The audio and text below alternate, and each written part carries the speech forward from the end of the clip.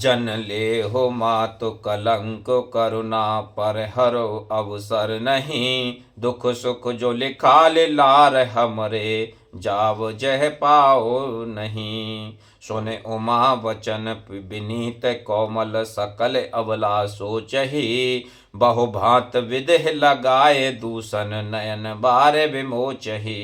हे माता, कलंक मत लो, रोना छोड़ो। यह अवसर विषाद करने का नहीं है। मेरे भाग्य में जो दुख सुख लिखा है उसे मैं जहाँ जाऊंगी वहीं पाऊंगी। पार्वती जी के ऐसे वचन, विनय भरे वचन सुनकर सारी स्त्रियां सोच करने लगीं और भांति भांति से विधाता को दोष देकर आंखों से आंसू बहाने लगीं। मंगल भवन अमंगल हारी, द्रवहु सुदस्य रचे अजिरे बिहारी। ते अवसर नारद सहित और ऋष सप्त समेत। और समाचार सुन तुहे नगर गवने तुरत निकेत। मंगल भवन अमंगल हारी, द्रवहु सुदस्य रचे अजिरे बिहारी। इस समाचार को सुनते ही हिमाचल उसी समय नारद जी और सप्त ऋषियों के साथ लेकर अपने घर गए। तब नारद सब ही समझावा, पूरब कथा प्रसंग सुनावा। मैना सत्य सुनहु मम बानी, जगदम्बा तब सुता भवानी। तब नारद जी ने पूर्व जन्म की कथा सुनाकर सबको समझाया और कहा कि हे मैना, तुम मेरी सच्ची बात सुनो। तुम्हारी यह लड़की साक्षात जगजननी भवानी है। अजा अनादि शक्ति अविनाशिन, और सदा संभ अर्धंग निवासिन। और जग संभव पालन लय कारण, निज इच्छा लीला वपुधारन। ये अजन्मा अनाद और अविनाशिनी शक्ति है, सदा शिवजी के अर्धांग में रहती है। ये जगत की उत्पत्ति, पालन और संहार करने वाली है और अपनी इच्छा से ही लीला शरीर धारण करती है। जन्मी प्रथम दक्ष ग्रह जाई, नाम सती सुंदर तनु पाई। तैं सती शंकर ही विवाही, कथा प्रसिद्ध सकल जग माही। पहले ये दक्ष के घर जाकर जन्मी थी, तब इनका सती नाम था। बहुत सुंदर शरीर पाया था, वहां भी सती शंकर से ही व्याही गई थी। यह कथा सारे जगत में प्रसिद्ध है।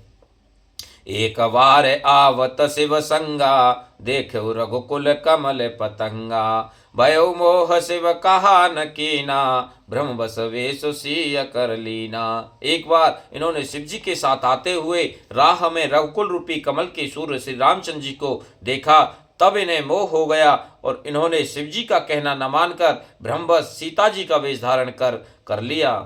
सिय वेशो सती जो कीन तेह अपराध, शंकर पर हरि हर विरह जाए बहोर। पितु के जग जोगा नल जरी, अब जन्म तुमरे भवन निज पति लागे दारुण तप किया। अस जान संशय तजहु गिरजा, सर्वदा शंकर प्रिया। सती जी ने जो सीता का वेश धारण किया, उसी अपराध के कारण शंकर जी ने उनको त्याग दिया। फिर शिव जी के वियोग में ये अपने पिता के यज्ञ में जाकर वहीं योगाग्नि में भस्म हो गईं। तब इन्होंने तुम्हारे घर जन्म लेकर अपने पति के लिए कठिन तप किया है, ऐसा जानकर संदेह छोड़ दो। पार्वती जी तो सदा ही शिव जी की प्रिया अर्धांगिनी हैं।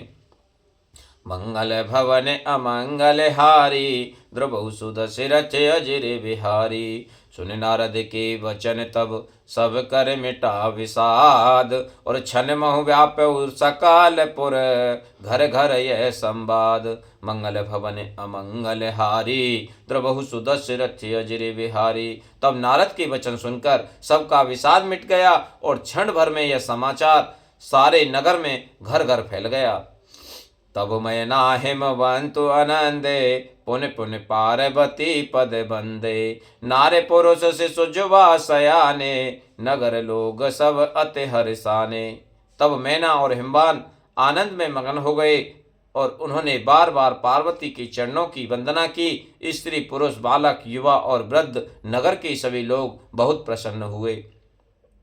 लगे होने पुर मंगल गाना, सजे सबय हाट के घट नाना। भांति अनेक भये जे बनारा, सूप शास्त्र जस कछ व्यवहारा। नगर में मंगल गीत गाए जाने लगे और सबने भांति भांति के सुवर्ण के कलश सजाए। पाक शास्त्र में जैसी रीति है उसके अनुसार अनेक भांति की जौनार हुई, रसोई बनी। सोज बनारे के जाए बखानी, बसै भवन जह मातु भवानी। सादर बोले सकल बराती, विष्णु विरंच देव सब जाति। जिस घर में स्वयं माता भवानी रहती हो वहाँ की जौनार यानी कि भोजन सामग्री का वर्णन कैसे किया जा सकता है। हिमाचल ने आदर पूर्वक सब बरातियों को विष्णु ब्रह्म और सब जाति के देवताओं को बुलाया।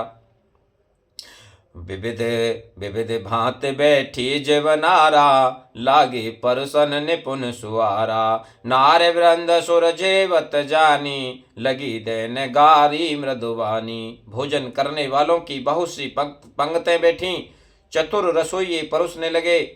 स्त्रियों की मंडलियां देवताओं को भोजन करते जानकर कोमल वाणी से गालियां देने लगीं। गारी मधुर स्वर देह सुंदर वेग्य वचन सुनावही। भोजन करह सुर अति विलंब विनोद सुन सच पावही। जेवत जो बढ़ो आनंद सो मुख कोटहु ना परे कहो। अचवाय दीने पान गवने बास जय जाको रहो। सब सुंदरी स्त्रियां मीठी स्वर में गालियां देने लगीं और व्यंग भरे वचन सुनाने लगीं। देवगण विनोद सुनकर बहुत सुख अनुभव करते हैं, इसलिए भोजन करने में बड़ी देर लगा रहे हैं। भोजन के समय जो आनंद बढ़ा वह करोड़ों मुँह से भी नहीं कहा जा सकता। भोजन कर चुकने पर सबके हाथ मुँह धुलवाकर पान दिए गए। फिर सब लोग जो वहाँ ठहरे थे वहाँ चले गए। मंगल भवन अमंगल हारी, द्रवहु सुदशि रथ अजर विहारी। बहुरे मुने हिमवंत कहो, लगन सुनाई आए। और समय विलोक के विवाह कर, पठे देव बुलाए। मंगल भवन अमंगल हारी, द्रवहु सुदशि रथ अजर विहारी। फिर मुनियों ने लौटकर हिमवान को लगन यानी कि लगन पत्रिका का सुनाई और विवाह का समय देखकर देवताओं को बुला भेजा। बोले सकल सुर सादर लीने, सब जथोचित आसन दीने। वेदी वेद विधान सवारी, सुभग सुमंगल गावहि नारी। सब देवताओं को आदर सहित बुलावा लिया और सबको यथायोग्य आसन दिए। वेद की रीति से वेदी सजाई गई और स्त्रियां सुंदर श्रेष्ठ मंगल गीत गाने लगीं। सिंहासन अत देव सुहावा, जाय न बरन बिरंच बनावा। बैठे शिव विप्रन सिरुनाई, हृदय सुमिर निज प्रभु रघुराई। वेद का पर अत्यंत सुंदर दिव्य सिंहासन था, जिसकी सुंदरता का वर्णन नहीं किया जा सकता, क्योंकि वह स्वयं ब्रह्मा जी का बनाया हुआ था। ब्राह्मणों को सिर नवाकर और हृदय में अपने स्वामी श्री रघुनाथ जी का स्मरण करके शिव जी उस सिंहासन पर बैठ गए।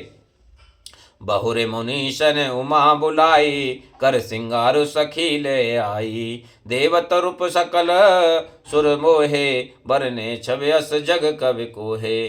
फिर मुनीश्वर ने पार्वती जी को बुलाया।